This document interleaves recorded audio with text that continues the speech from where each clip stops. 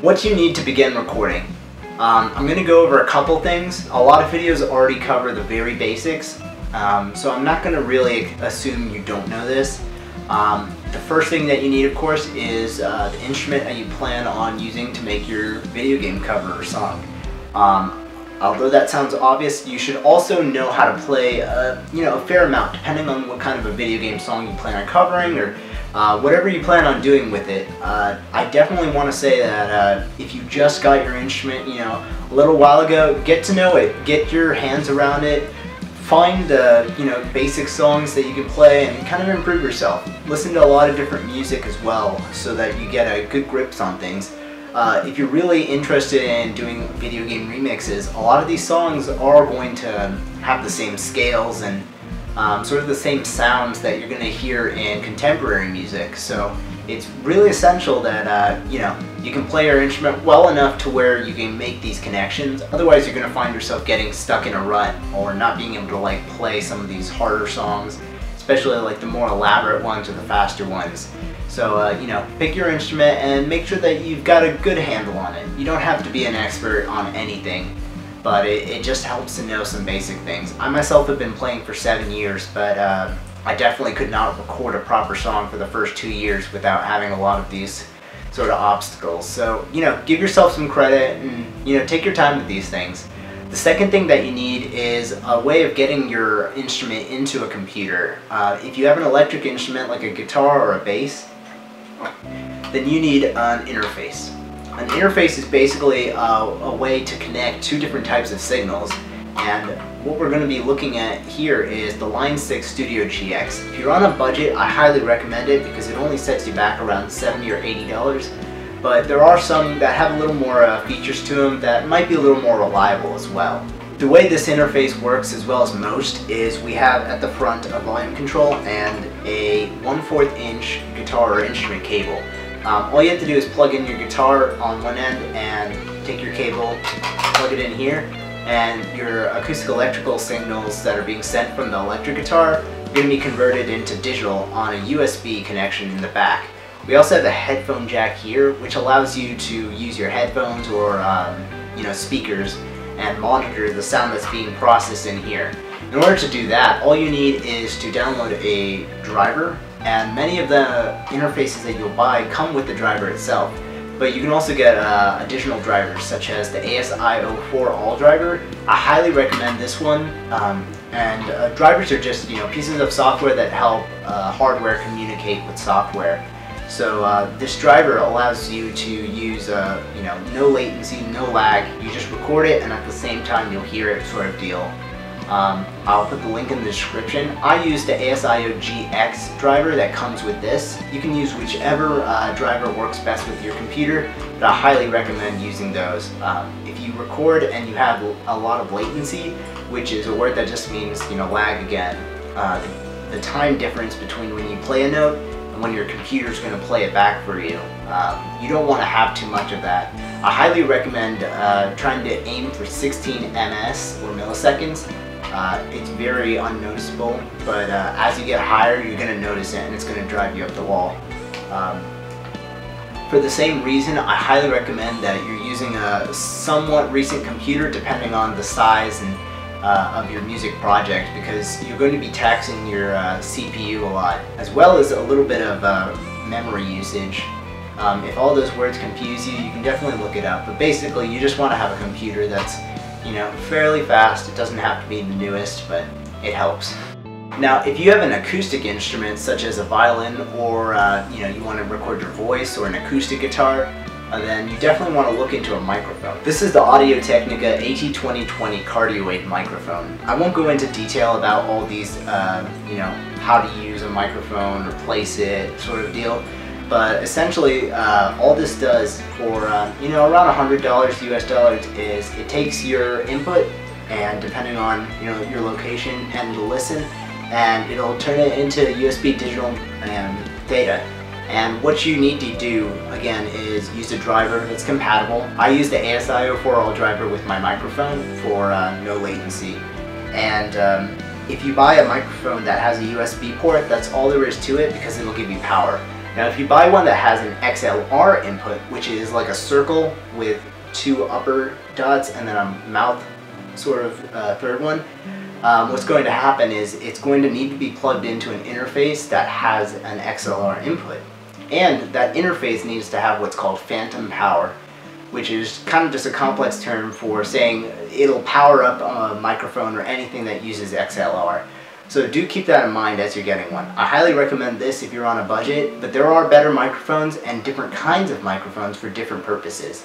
For example, if you're recording with amplifiers or you're trying to record live drums, you're going to want to be using a mix of different kinds of condenser mics or ribbon mics, and you'll just want to look up a little more about that so that you know what kind of interfaces and recording equipment you need to best suit your instrument.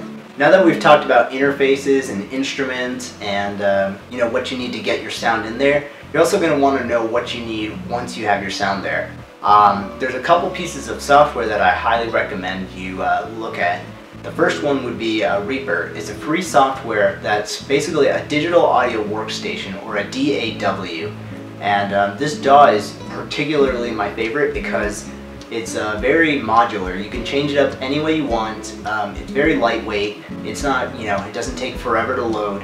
And I've been using it for just about a year. I used to use a software called Mixcraft, but it was very, very poor at managing memory, especially when I created larger projects that used more virtual instruments, and we'll be talking about all these words soon. There are plenty of great DAWs, and there's not too much comparison once you start getting to the larger company ones.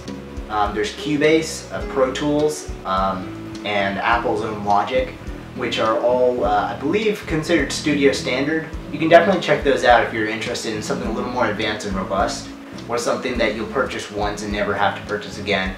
There's also other things like Studio One by PreSonus, as well as Reason, which is another great software, or you can use something like Fruity Loops if you're interested in electronic music, as it has a humongous library of built-in instruments, and it's more geared towards creating patterns instead of contemporary rock. But that's not why you're most likely watching this video. Another software I definitely recommend is using either PodFarm or Guitar Rig. They're both very straightforward and easy to use, and what these software are amp simulators. For all you guitarists and bass players out there, which the rest of the tutorial is going to be basically geared towards, I highly recommend Guitar Rig, but it is more expensive, and you can get a fairly believable sound out of both. While I don't want to go into any detail basically beyond telling you guys to look at these, I have a tutorial on guitar tones, and you guys can check that out in the description below, and I go into much more detail about which one I prefer and how you can get a great sound out of both anyway.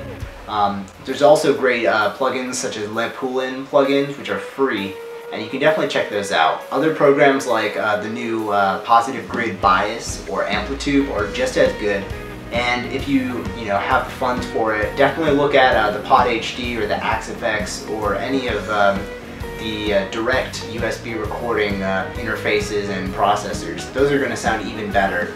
Again, this is all replacement for a real amplifier, but I'm in a college apartment right now, so you can tell that I'm not exactly out to spend a lot of money here. The last thing I definitely recommend you check out is some sort of drum software. The best drum software that I can possibly think of for budget would be to get TuneTrack's Easy Drummer. It could be anywhere from $30 to $50 depending on sales, and what it does is it has samples or small clips of real recorded drum sounds that you can manipulate and write MIDI. If you're not sure what half of those words are or how to write, program drums, check out my drum writing tutorial, which I'm going to link in the description below here, as well as in our next video. Basically, Easy Drummer will have some built-in grooves, and if you're not a drummer and you really just want to get music going, it's a great buy. Other great software includes Native Instruments Abbey Road Drummer. I highly recommend this one if you're looking for kind of like the lighter side of rock and roll or blues or swing and jazz, because the samples sound much better for that than do the ones for Easy Drummer. I use Superior Drummer, which is a kind of step up from Easy Drummer software, and it's definitely geared more towards metal, but it's also a humongously robust version. You you can incorporate all of these additional packs, and it sounds much tighter and heavier, and there's much more choice that you have in the mixer. So definitely look into that if you have the funds for it and think that you might want something a little bigger. Now that we have all the software that we're kind of thinking of getting before we can make a song, and we have all the equipment, we do need to listen to our song objectively and start to understand, you know, how we can improve it. So for mixing, recording in general, we need to have some sort of you know, decent set of speakers or headphones. Unfortunately, I don't have audio monitors or you know, high quality speakers. And what you want to remember here for all of these is we're looking for the most objective listening platform for music when we're seriously mixing.